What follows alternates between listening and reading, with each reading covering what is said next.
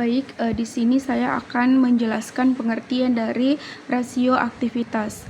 Rasio aktivitas merupakan rasio yang digunakan untuk mengukur efektivitas perusahaan dalam menggunakan aktiva yang dimiliki. Atau dapat pula dikatakan rasio ini digunakan untuk mengukur tingkat efisiensi pemanfaatan sumber daya perusahaan. Efisiensi yang dilakukan misalnya di bidang penjualan, persediaan, penagihan piutang, dan efisiensi di bidang lainnya. Rasio aktivitas juga digunakan untuk menilai kemampuan perusahaan dalam melaksanakan aktivitas sehari-hari. Dari hasil pengukuran dengan rasio aktivitas akan terlihat apakah perusahaan lebih efisien dan efektif dalam mengelola aset yang dimilikinya atau mungkin justru sebaliknya. Menurut Fahmi, rasio aktivitas adalah rasio yang menggambarkan sejauh mana suatu perusahaan mempergunakan sumber daya yang dimilikinya guna menunjang aktivitas perusahaan, di mana penggunaan aktivitas ini dilakukan secara sangat maksimal dengan maksud memperoleh hasil yang maksimal. Penggunaan rasio aktivitas adalah dengan cara membandingkan antara tingkat penjualan dengan investasi dalam aktiva untuk suatu periode. Artinya diharapkan adanya keseimbangan seperti yang digunakan antara penjualan dengan aktiva seperti persediaan, piutang, dan aktiva lainnya. Kemampuan manajemen untuk menggunakan dan mengoptimalkan aktiva yang dimiliki merupakan tujuan utama rasio ini. Semua rasio aktivitas ini melibatkan perbandingan antara tingkat penjualan dan investasi pada berbagai jenis aktiva. Rasio aktivitas menganggap bahwa sebaiknya terdapat keseimbangan yang layak antara penjualan dan beragam unsur aktiva, misalnya persediaan, aktiva tetap, dan aktiva lainnya. Aktiva yang rendah pada tingkat penjualan tertentu akan mengakibatkan semakin besarnya dana kelebihan yang tertanam pada aktiva tersebut. Dana kelebihan tersebut akan jauh lebih baik bila ditanamkan pada aktiva lain yang lebih produktif. Baik, saya akan menjelaskan materi mengenai tujuan risiko aktivitas. Dalam praktiknya, risiko aktivitas yang digunakan di perusahaan memiliki beberapa tujuan yang hendak dicapai. Risiko aktivitas juga memberikan banyak manfaat bagi kepentingan perusahaan maupun pihak luar perusahaan untuk masa sekarang maupun di masa yang akan datang.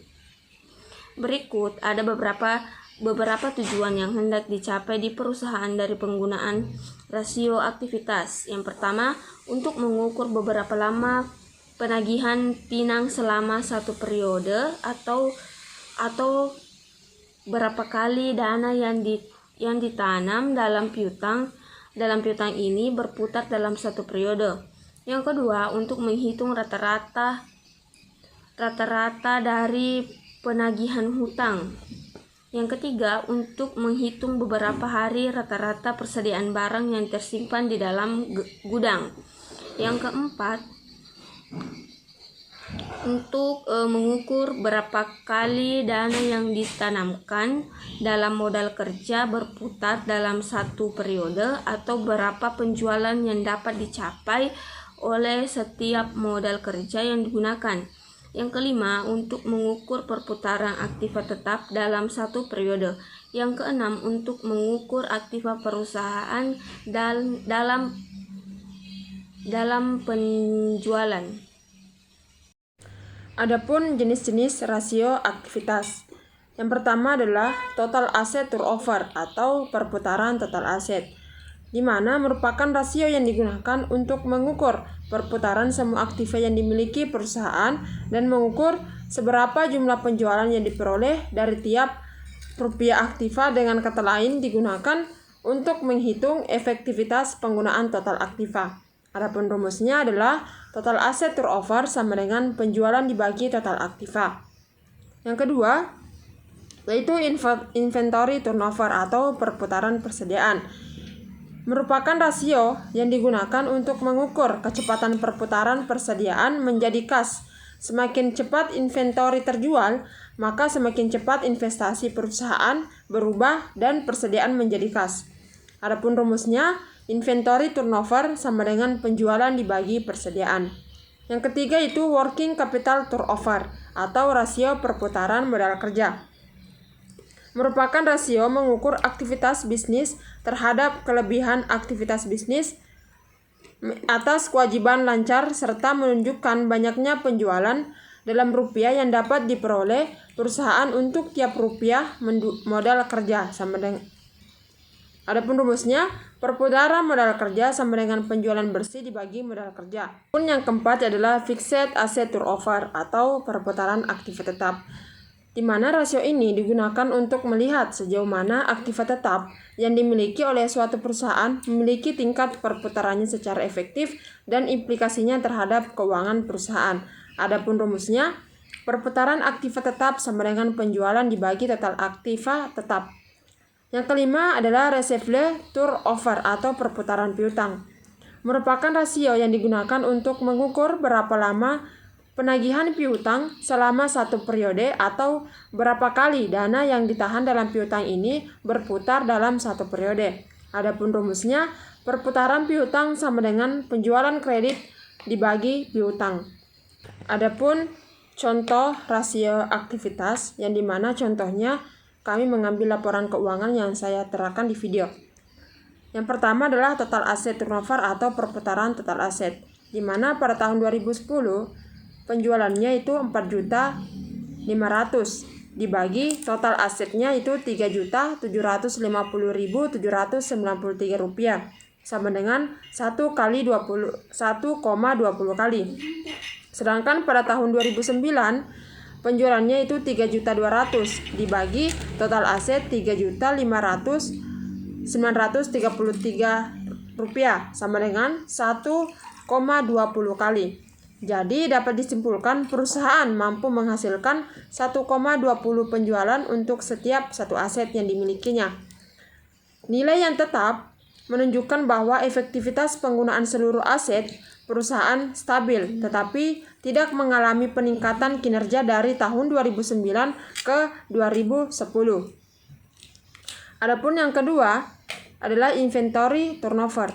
Pada tahun 2010 yaitu penjualannya 4.500.000, sedangkan persediaan 686.020 rupiah sama dengan 6,56 kali.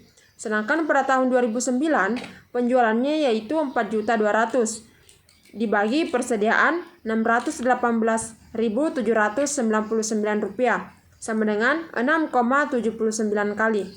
Jadi, walaupun perputaran persediaan masih cukup baik, lebih dari 6 kali setahun, namun terdapat penurunan kecepatan penjualan persediaan. Hal ini menandakan bahwa barang persediaan lebih lama tertahan di gudang dibanding tahun sebelumnya. Efisiensi pengelolaan stok sedikit menurun. Adapun yang keempat adalah working capital turnover, di mana modal kerja tahun 2010 adalah 1.250.716 juta. Sedangkan modal kerja tahun 2009 yaitu 1.188.684 juta.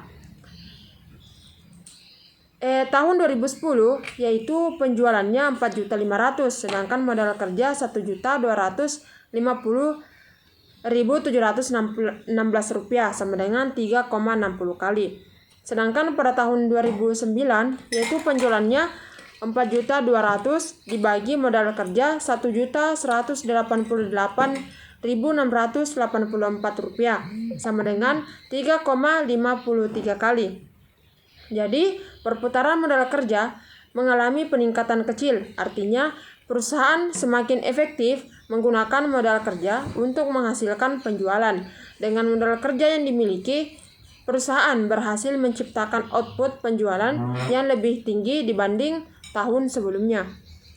Adapun yang keempat adalah fixed asset turnover, di mana rumusnya adalah penjualan dibagi aset tetap. Pada tahun 2010, penjualannya itu 4.500.000 dibagi aset tetap, di mana aset tetapnya 1.134.000